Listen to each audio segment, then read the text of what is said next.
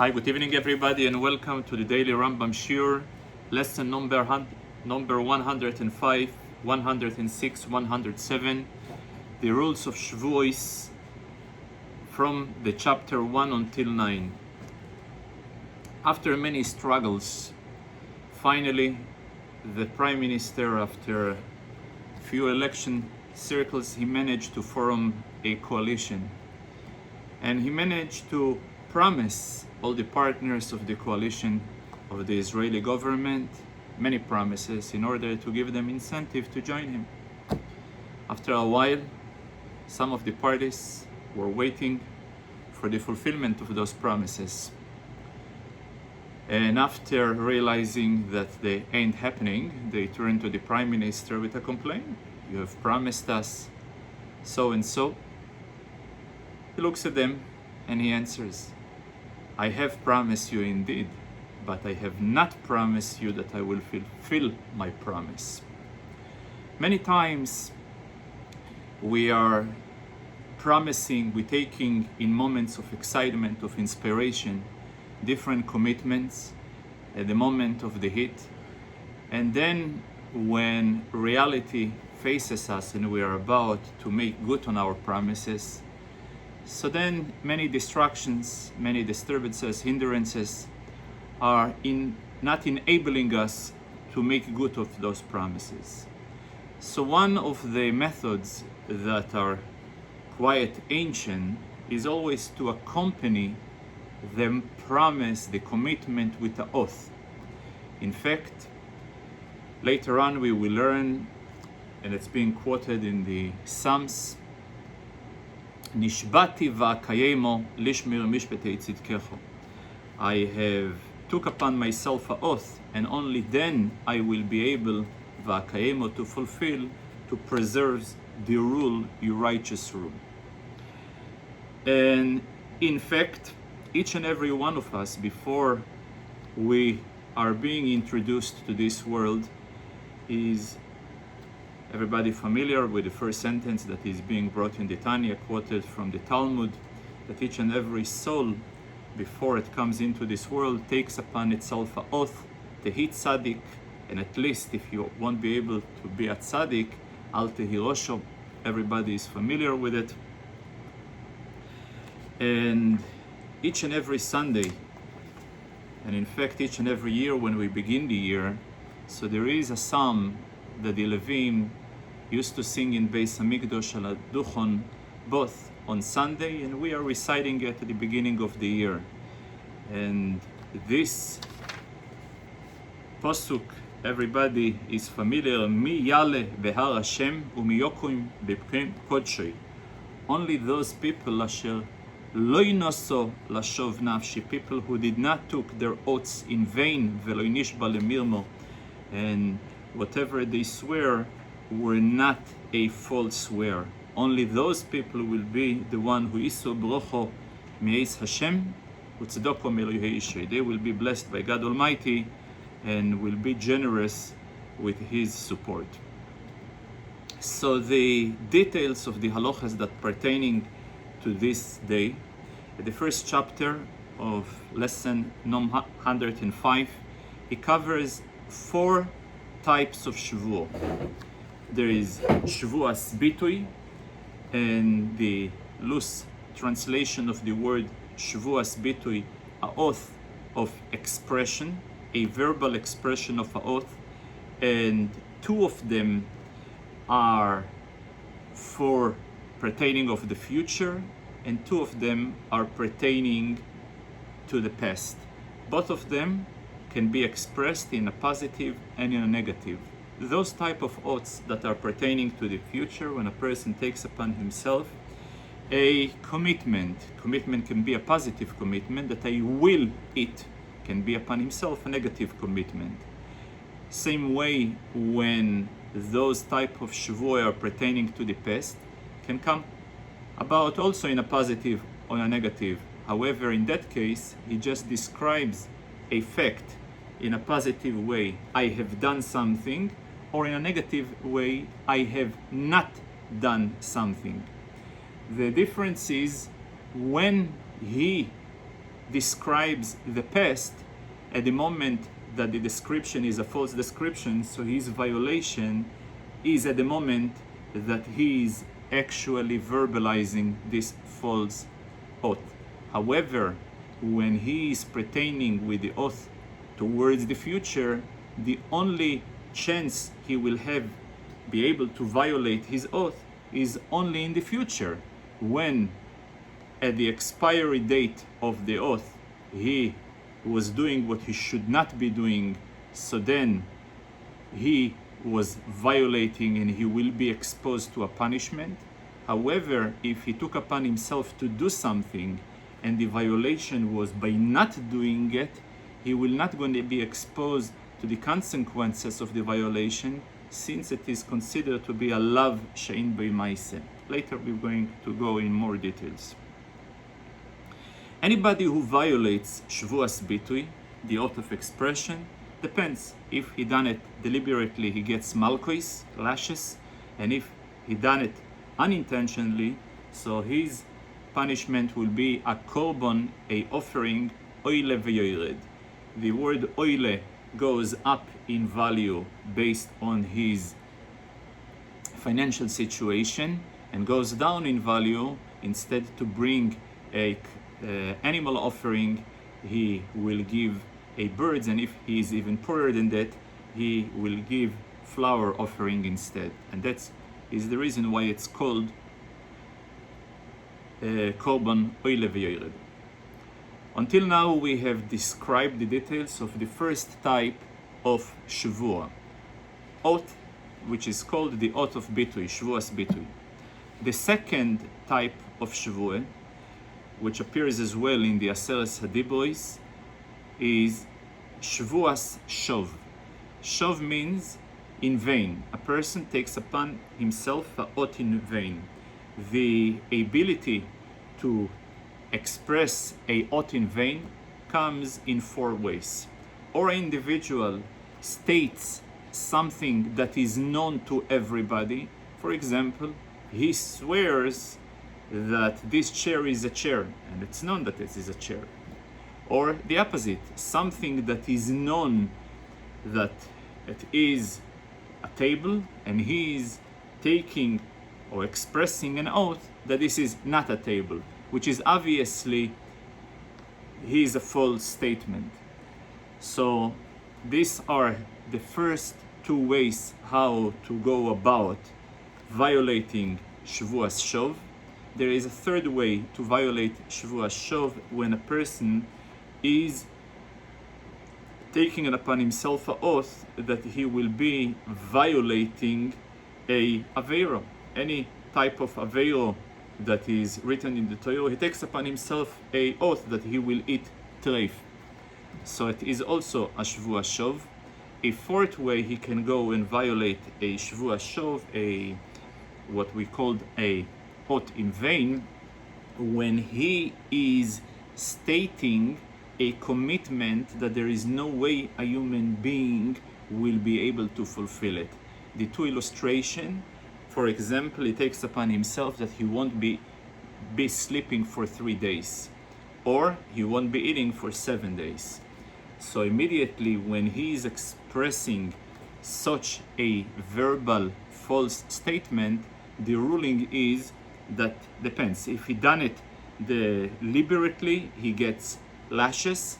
However, if he done it beshoigeg, by Shvuas Shov, in the oath in vain, he is exempt from anything. A third type of a Shvuah, a third type of a oath, is called the Shvuas Maon. Shvuas Maon is in a case that his friend demands from him Shvuas Apikodin, which is generally also Shvuas Maon, when his friend demands from him any sum of money as a result or of a debt, or of a payment of a service, or of a deposit that was deposited by him. Any form of monetary demand later on we're going to see the exclusion of what type of monetary demand do not included in this type of Shvuot, and the defendant denies it and supports his denial with a oath, and later on he regrets his false oath that he made. So the ruling is that he will bring, whether he have done it deliberately or whether he have committed it unknowingly, he will be bringing a offering which is called oile v'yored. The reason that though typically offerings are coming about only in a case of shogeg, in an unknowing, unintentional type of violation, but given that the Torah omitted the word v'ne'ela mimenu, since the Torah omitted the word that it was done unknowingly, so it implies that even if he had done it knowingly, deliberately, he will be committed to pay with an offering of oile v'yored.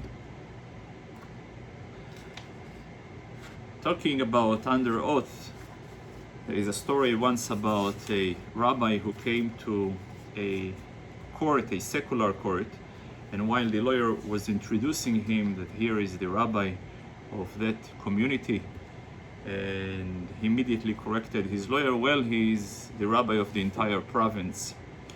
So the judge turns to him and he says, as far as I know, in my books it's written that the Torah demands you to be very humble. He says, yes, however, I took upon myself under oath to say the truth, nothing but the truth, so I have no choice but to correct you. In the second chapter, the Rambam discusses the technicalities, what defines a oath. So there is a few requirements in order to qualify for an oath. So first of all, the person doesn't need himself to express verbally. Somebody else may do it for him, and all he needs to sign a consent. The signature of consent comes in the form of answering Amen. So the word Amen is acceptance of an oath as well. However, the name of God must be expressed over there. If a oath is not being accompanied by the name of God or by the kinuim, which is nicknames, so then nicknames of God, then it cannot be defined as an oath, and therefore obviously all the consequences that were stated before are irrelevant. If a oath was taken and the name of God or the nicknames were omitted, though that in a case of violation he is not getting malchus or being punished by a korban, however, there is still an obligation for him to make good on the promises. On the other hand, if he is an illeg, a person who is not capable, illiterate, and he is not capable to express the term Shvuot properly, and instead other expressions of the illiterate were expressed instead, this is a full-fledged oath and it should be treated as such. There is another ways to express an oath by doubling the term yemin yemin, since we see in the Torah, in the scriptures, reference to God in the term yemin. If, however, one individual took upon himself an oath and the other one said, and I'm as well joining him, so while in nedoim, in vows, this thing will work by an oath, hatposo b'shvuos, which means combining himself, attaching himself to another person's commitment, do not work. Later on, in Ilches Nedoim, we're going to go through all the differences between Shvuos and Nedoim.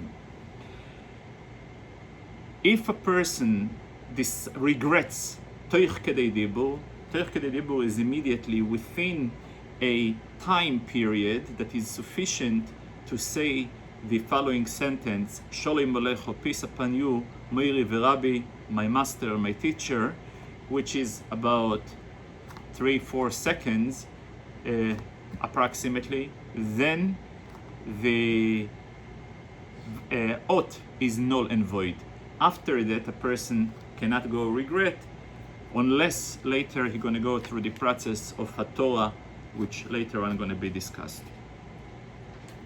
In the third chapter of lesson 105, he discusses about those type of exceptions where it is permitted for a person to make a false statement and accompany it with a oath as well. And this is 3 exceptions. Exception number 1 is a swear to a anos. If a robber who is forcing him to declare what he has, what he possesses, in order to take it away from him, so then a person can support his claim with a false statement, or even in a situation of a moiches who is a tax collector, a self-appointed tax collector, so obviously he has the same legal status as a robber. Further than this, even if he was appointed legitimately by the government, however, he adopts a practice of gouging and taking extra funds from the travelers for duty, he will be considered as a moiches, and it is okay to say false statement to him and accompany it with a false oath. There is, however, a suggestion that when the person is saying the false statement to the anos or moiches, he should have in mind to limit this statement to a legit situation. For example, if he makes a claim to the moiches and to the anos, I won't be eating meat if my declaration about the duty is false. So you should have in mind, I'm not going to eat treif meat. I'm not going to eat within the hour until I get home. But this should be in his mind. So that way it will be somehow even within the frames of legitimacy as far as the interpretation of his false statement goes. There is another exception which is called shvuos. Shvuos, where an individual is not aware about the severity at all, whether this particular statement is false or not. So this is considered a oines.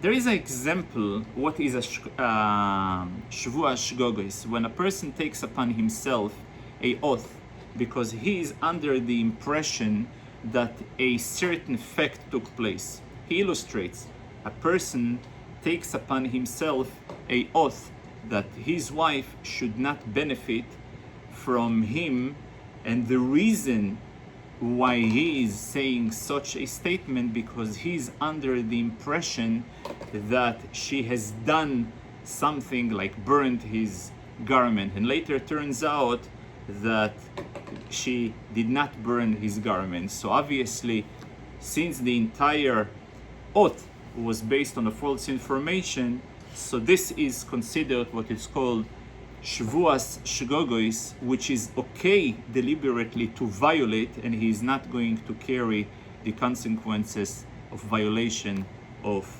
shvuos bitui. Talking over here about shvuos, the Rambam makes a general and a very clear distinction in order to qualify for the term shogeg. If an individual is very well aware about the severity of the Shvuot and he still expressing a Shvuos bitui, then it's clear he has done it b'mezid. If a person is not aware about the prohibition at all, so whatever he has done, it's considered oines. Oines rachmone patri. The Torah exempts a situation of oines. So the only possibility where a person will be exposed to a violation of Shvuos bitui b'shoigeg will be in a case that he is aware that Shvuos bitui is prohibited. He is aware that there is a punishment, but he's not aware that the punishment is a korban. He thinks that it's a different punishment. So only in a case that there is awareness about the prohibition, there is awareness about a punishment, but there is no awareness about this, what type of punishment, this is the only scenario where can occur a violation b'shoigeg of Shvuos bitui.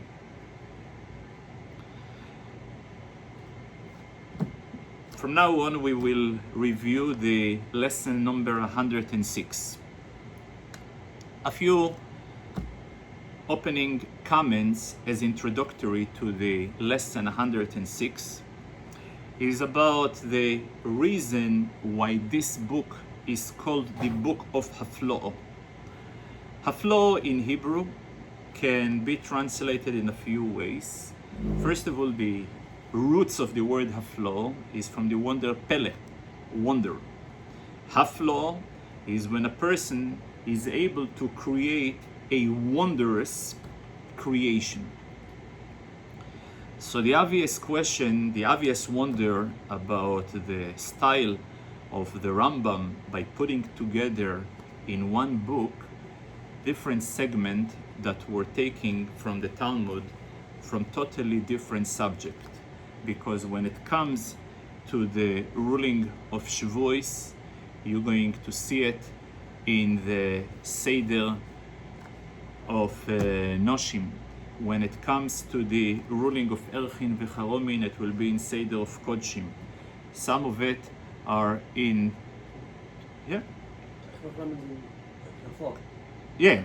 So the point that despite the fact that in Haflo, each and every section of Hafloe is taken from the Talmud, from totally different segment in the Talmud, yet the Rambam combine it into one book because there is one common central thread that goes through all of them, which is the ability of a human being, which is called medaber.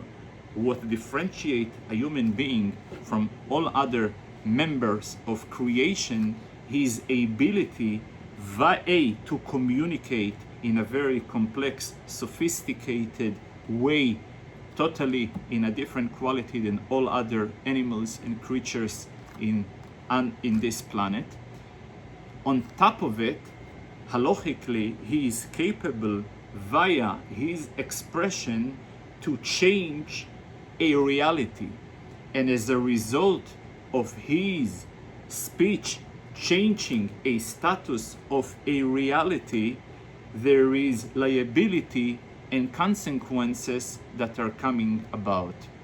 And this is something really wondrous, something very unique, and is very godly, because when we are looking at the first chapter of Genesis Chumash Bereshis and we read about the creation, and not for no reason the creation is being defined as utterances, as a speech, because what really, same way as God's speech created reality, within the frameworks of Haflo'o, we see something wondrous where the speech of the person create such a reality that his words and his commitment are upgrading his liability to make good upon this commitment exactly to the same level of a liability as a mitzvah, with the consequences for it. And as later we're going to see a few illustrations that are really making this principle very vivid and tangible. For example, a person took upon himself a commitment that he will not eat today. Throughout the entire Torah, a definition of eating means kezais. Any less than a kezais, it's not considered an achilo. So for that reason, if he will eat less than a kezais after he took upon himself a oath to eat, he will not going to be liable for the consequences of violation of Shvuos between. However, if he pointed and he says, I'm not going to eat this item, so regardless what is the measurement of this item is, he still prohibited, even if it's less than a kezais, and he will be liable. Because his words assigned chashivus, importance.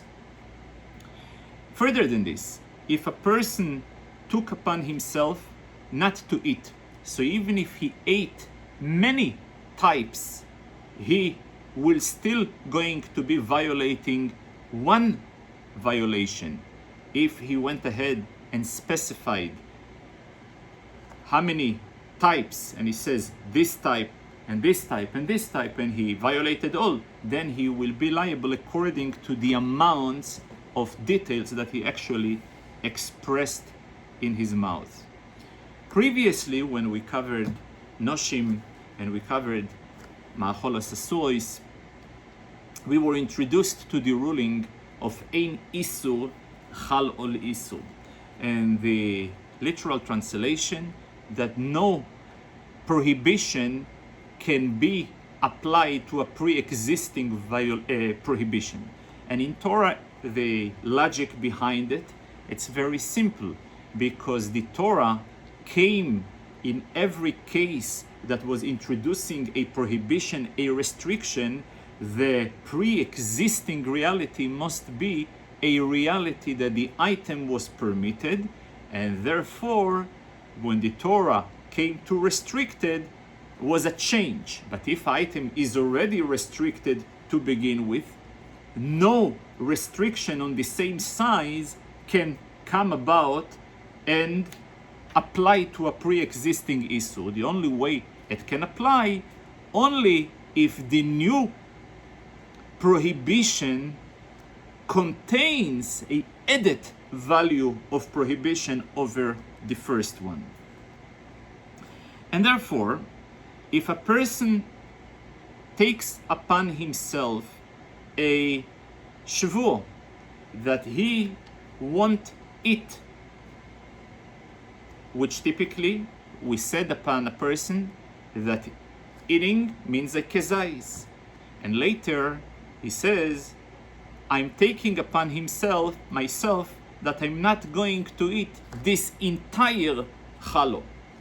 So he's not going to be violating over here two violations, since the second violation was not adding anything over the first violation. However, if it was in a opposite order, first he said, I'm not going to eat the entire chalo, which implies that the only time he will be liable only if he eats the challah entirely. And then he says, I'm not going to eat.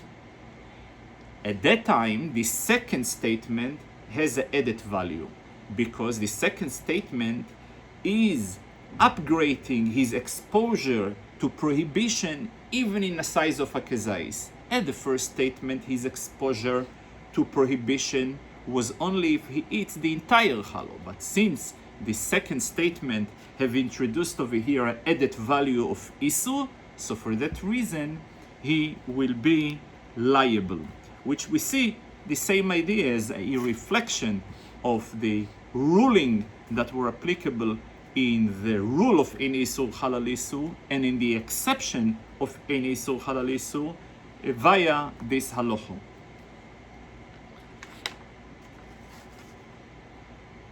The Rambam brings a few examples that illustrating the same concept. For example, if a person takes himself a initial commitment that he won't eat only figs, and later on he said, I'm not going to eat figs and grapes.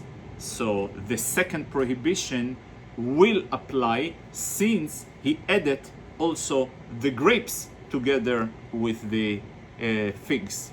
And so on. The Rambam brings about 4 or 5 different examples, but the idea is the same. Later on, he brings a illustration when a person ties his commitment to a condition. So the point is, in order to define whether the violation really exposing him to the consequences is not the deliberate fulfillment of the condition, but the deliberate fulfillment of the act. For example, a person took upon himself that if I will eat this matzah, then these grapes will be prohibited.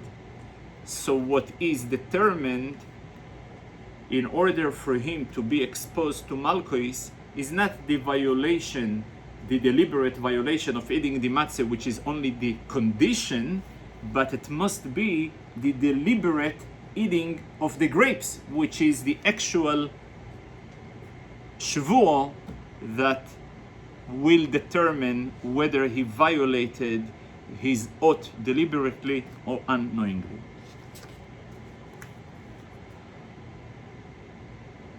The final point in the first chapter of this lesson is the exemption from a Malchus in a case took upon himself that he will eat, and in reality he did not eat. At that time, though he violated Shvuos bitui, but given the fact that his violation was not an active violation, it was a passive violation. It's called a lav she'ein boi maaseh. A lav she'ein boi maaseh, the rule that ein lo kinolov. Though he committed a crime, but nevertheless, since the crime was not involved in an active crime, it was involved in a passive violation, so there is no malchus over it. However, when a person is stating something that happened in the past, and this statement happened to be false, he will be exposed to Malchus, since at the time that he actually verbalized his false statement, he was already doing a violation, where by a person taking upon himself to do something and he did not do, while he was saying the statement, he didn't do anything because it was not clear whether he will violate or not. In the second chapter of lesson 106, the subject is when the Shvuos bitui, the oath of commitment, is not applicable. And the general rule, something that is not in the possession of a person is not really in his control to go and restricted upon somebody else. A person cannot say that your fruits will be prohibited upon a third party, because the third party is not in his control, and definitely the fruits that is in your possession is not in his control. And the general rule is summarized: Ein odom oiser dover she'einoi sheloi, or dover, even dover she'einoi birshusoi, he cannot go and violate. There is a very interesting, and this is what we call a double standard, and both of them, when double standards are legit, and where it is, we find it in the context of what we call food that is not eatable, or because spiritually they're not eatable, since halachically they are treif, or begashmius they are not eatable because they are spoiled, they are rotten. So though they are not eatable, but sometimes they can be the saving grace in a context of Shvuos Bitui. 2 examples. A person took upon himself a oath that he will eat. That he will eat today something, and all he ate things that are prohibited. So the question, did he make good on his promise? And the answer yes, because by him, although he's violated a restriction to eat treif food or unhealthy food, but as far as violation of Shvuos Bitui, given the fact that he ate them, he displayed that they are important for him. Where is the double standard? When a person took upon himself a commitment that I'm not going to eat today, and he ate, the only thing he ate something that is not eatable, or spiritually or physically, or something that is treif or something that is rotten. So again, he did not violated his oath, because whatever he ate is not ro'i le'achilo, is not eatable. So therefore, this type of dvorim asurim or dvorim she'inom ne'echolim, whether he ate them in a case that he took upon himself a commitment not to eat and he ate, it's not a violation of his commitment, or whether he took upon himself a commitment to eat and that's what he ate, he's not going to be violated. So we see over here some type, in a context of Shvuos Bitui, double standard is perfectly acceptable.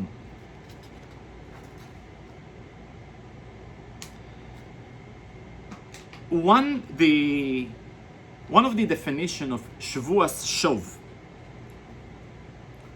Shvuos Shov is a oath in vain. When a person took upon himself a violation to violate something that is written in the Torah, so then it will be a Shvuos Shov. However, sometimes a person will take upon himself to do a violation and it's not going to be Shvuos Shov. How is it possible? This is regarding those type of items that they take osur min ha'Torah, but they're not mefurish b'Torah. They are not specified in Torah. Example, chotzi shiur. So when a person took upon himself to eat a chotzi shiur, half a measurement, so it is prohibited midoraisa, but it's not mefurish b'Torah. Since it's not mefurish b'Torah, it's not going to be a Shvuos Shov, a oath in vain, if he took it upon himself. And for that reason, it will be like a Shvuos Bitui. If he indeed went ahead and violated, he will be violating a Shvuos Bitui, but it's not a Shvuos Shov.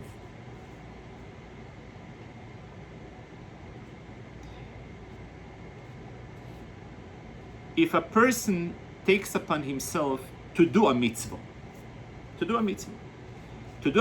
not a Shvuos Shov.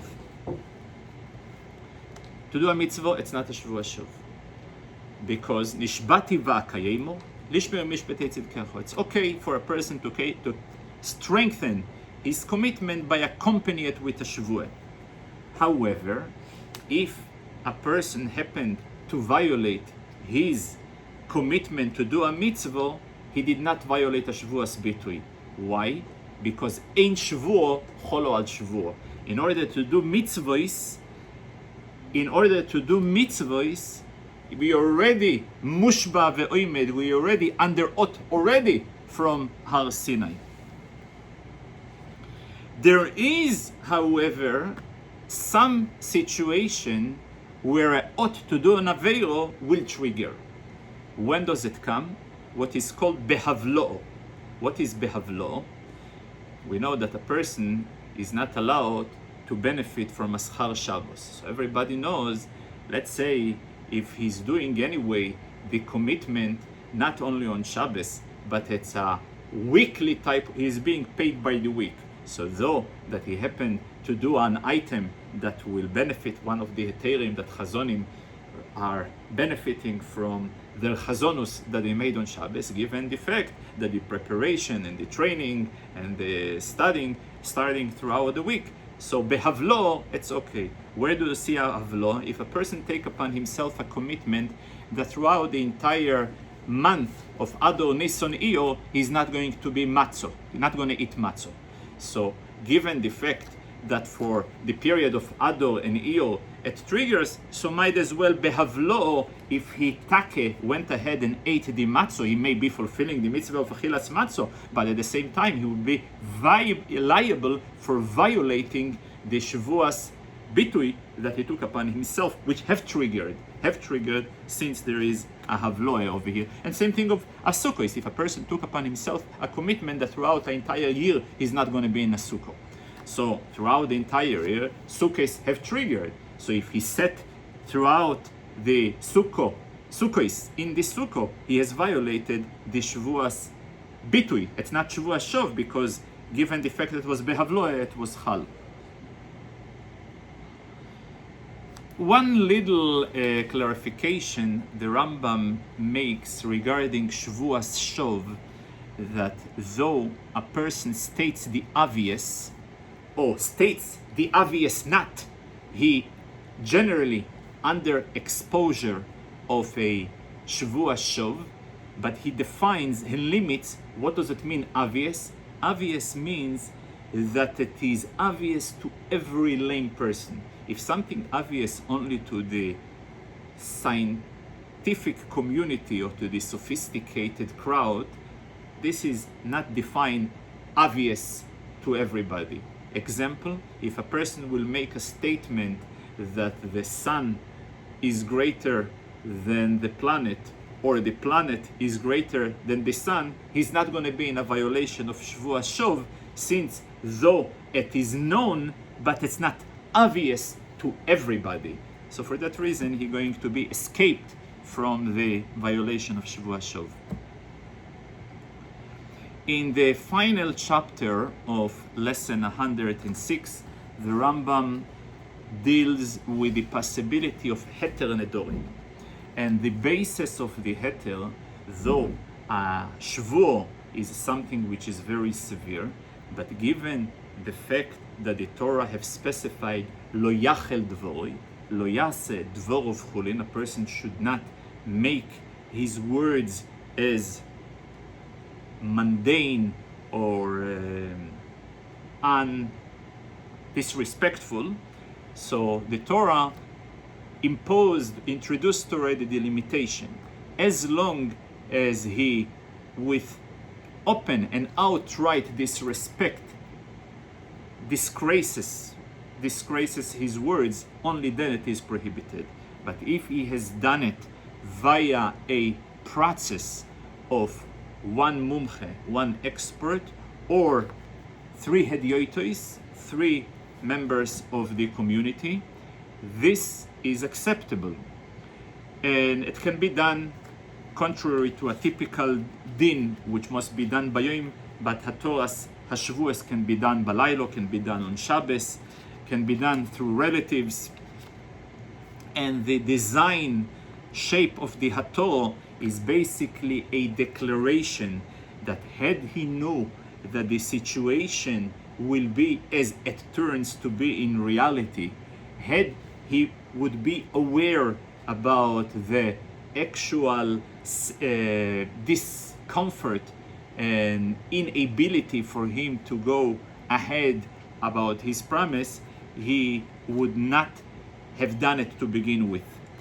And even further than this, even when the Shvuot was al da'as rabim, on the mind of the community, which generally the severity is very high, but nevertheless, for letzorech mitzvah, for a need of a mitzvah, for example, if a person took upon himself a oath not to benefit from a gentleman, and later on the gentleman to turn to be a teacher, a moihel, or a very functional persona in the community.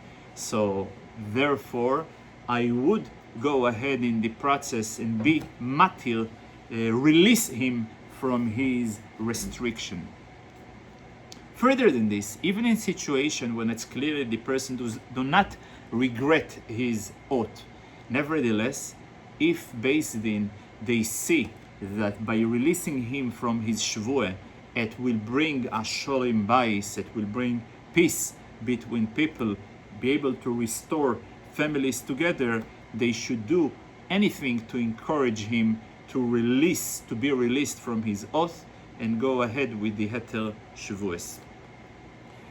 If by a person took upon himself a double shvuah, for example, a person in the heat of the moment, he took upon himself an oath that he won't benefit from his friend Reuven, and if in case he will go ahead and release himself from this oath, he takes upon himself a commitment not to eat grapes.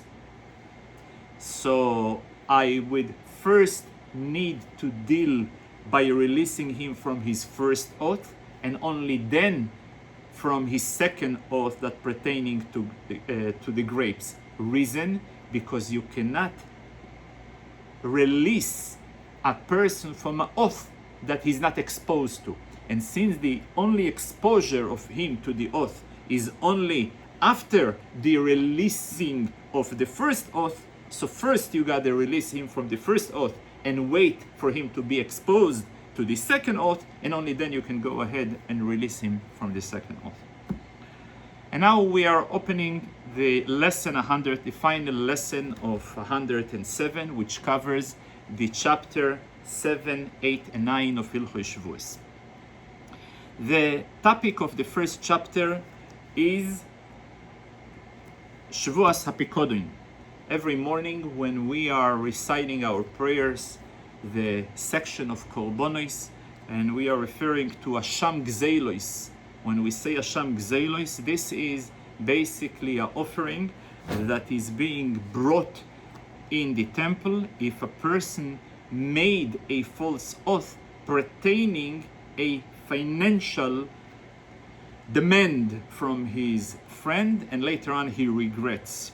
So though generally it is a monetary demand, but there is some exemptions that do not fall to the parameters of the monetary demand.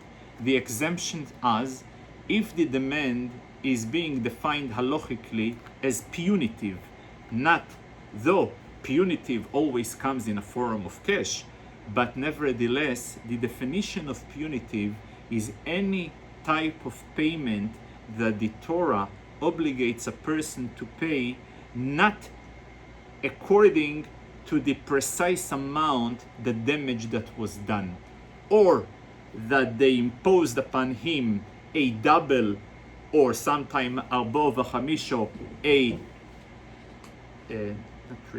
druplet and fifthlet, 4 times or 5 times the amount, or when the amount is less than the damage. This is the definition of knas, punitive damage. So punitive damages are not falling under the category of Shvuos HaPikodin.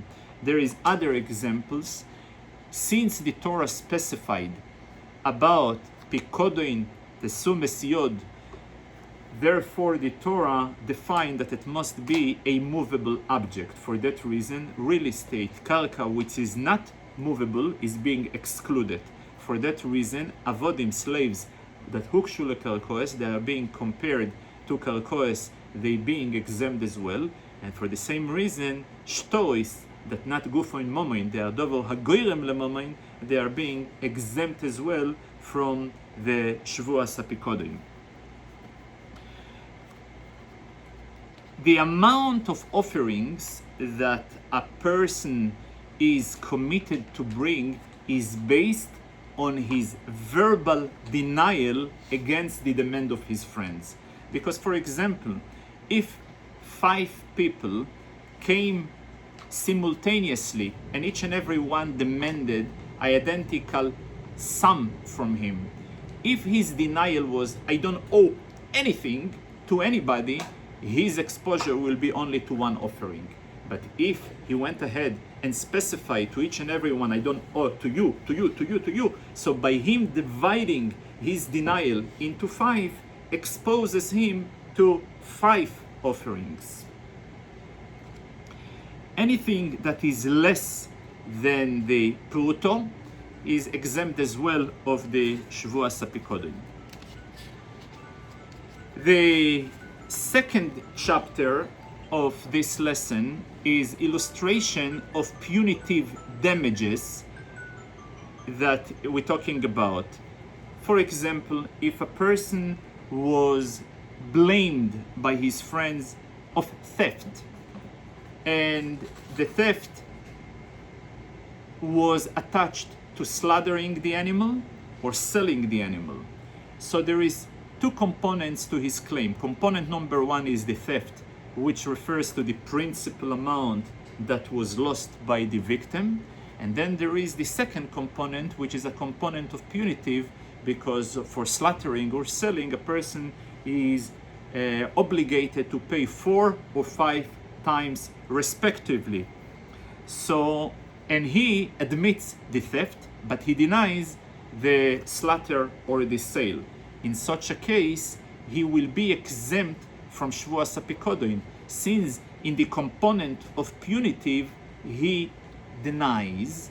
So therefore, given the fact that the definition of Shvuos Apikodim is only an item that had he be admitting he would be liable to pay amount of money, the rule is that any punitive damages, moide biknas potur, if a person admits voluntarily for the amount of the punitive, he will be exempt. Since if he admits he will be exempt, so therefore it's not considered to be a Shvuos Apikodim that he will be liable to.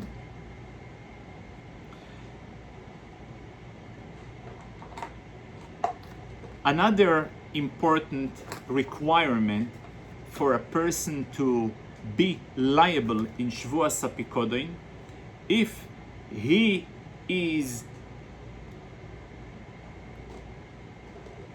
had he stated the truth, would he then be liable money? For example, a shemer chinam, a person who guards something for free, he is typically exempt from anything unless negligent, open negligent. But if there is no open negligent, he's exempt from everything. So for example, the reality was that the animal happened to be stolen, which he exempt. But instead, to say the truth, he said it died. That happens to be a false statement, but this false statement was not saving him from a pre-existing exemption anyway. So therefore, he is not going to be liable to Shvuos Apikodim. He will be violating Shvuos Bitui, but Shvuos Apikodim he is exempt from. Or in the other case, a shoyel, which is always going to be liable. The only exemption is Meisamach Mas Melocho. So a shoyel happens to say a false statement, but this false statement is not saving him from payment. He is not exposed to Shvuos Apikodim. He violated Shvuos Bitui, but not Shvuos Apikodim. In the final chapter of today's Rambam, he deals with Shvuos Ha'edus. Shvuos Ha'edus is basically where one individual asks another individual to provide a testimony on his behalf, a testimony that will benefit the plaintiff with a monetary reward. And he, in response, denies any knowledge of such testimony, and he swears and provides a false oath.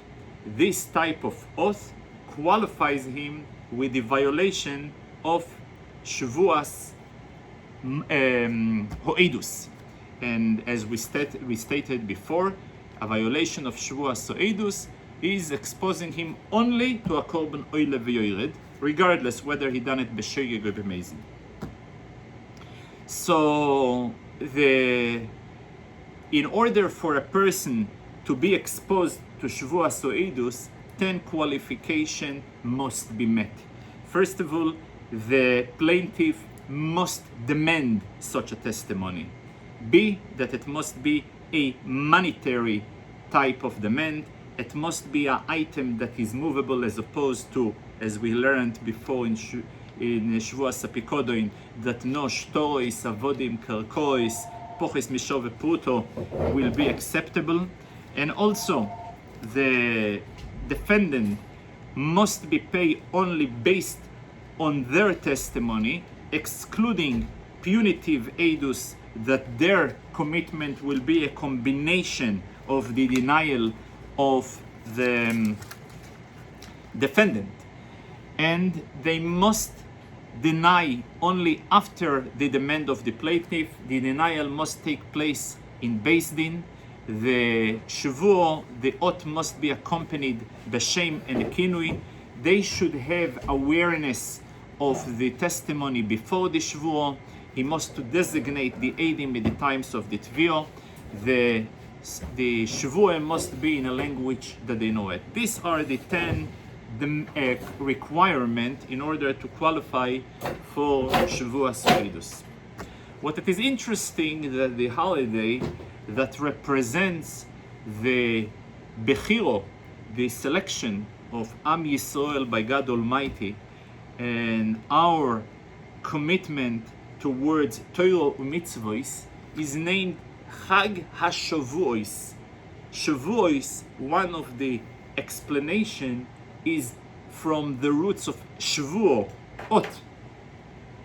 And even in Halacha, as we have covered in some of the aspects of today's shiur, there is the term Mushba ve'oimed. We already under oath, a pre-existing oath that we are all under from Har Sinai. And according to Hasidus, a very interesting concluding comment, that the word Shvuot is rooted also in the spelling of Soiva. Soiva is satiation and referring to a flow, granting special forces, special energies for a person. He should be able to withstand all the challenges that are disturbing and overcome them. Yehi Rotzoin, may God Almighty have a will that each and every one of us as individuals and all of us as a nation will be able to fulfill this particular oath that we are all under. Tehi Tzadik. Thank you very much.